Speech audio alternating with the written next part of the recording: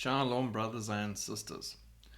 Now, this kind of article that I'm about to share with you shows you that all these things are controlled by the evil in the background, that's not so much in the background anymore, that's pushing events on purpose, driving towards their final week, where they think and believe delusionally that they're going to be victorious against God and God's people. So this is just crazy. Anyone with any form of sanity will know that this was a bad decision, and why would you even have considered it, in my opinion? But to drive anti-Semitism and fear into Jews worldwide is the number one aim right now in 2024, which is causing the largest amounts of Jews around the world that were still holding out to make Aliyah back to Israel, i.e. go home. University of Maryland grants permit for pro-Palestinian group's campus rally on October 7. Come on, people. October 7? You allow a pro-Palestinian group to have a rally on campus the day that has a visceral connection, Holocaust-like connection, to the Jewish people on campus and in the world? The permit's the latest example of concerns around renewal of student activism around the war in Gaza.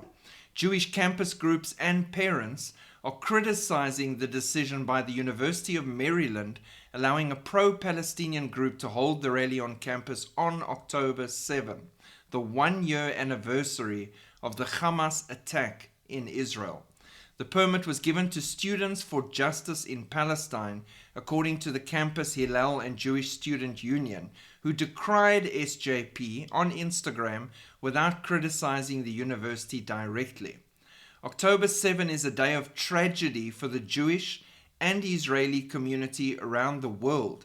It is alarming to see that SJP has chosen this date, a day of Jewish mourning, to hold an event on campus, the groups wrote on their Instagram stories. It shows you, again, and I'm sticking to this, that this is forced, on purpose, controlled to push a result that they want. And that result, to raise fear amongst the Jewish community and the last Jews holding out in the nations around the world, in the diaspora where they are, to cause them to uproot themselves and go to the only place where they feel a connection and some sort of safety. And how strange is that that place is the traditional homeland of the Jews, Eretz Yisrael, Israel, the land of Israel, biblical Israel, historic Israel. That Israel that is under attack constantly by enemies on multiple fronts, all crying out for her destruction and annihilation, for her name to be blotted out from memory. That's the safest place for them to go to. You know what? It is. Because God keeps his promises and his covenants. And it will sooner see the sun, moon, and stars disappear forever before Israel disappears. So pray for Israel. Pray for the Jewish people worldwide going through this traumatic process of uprooting themselves from the only life they've known for generations and move to a country some of them have never even been to, as we approach Daniel's 70th week.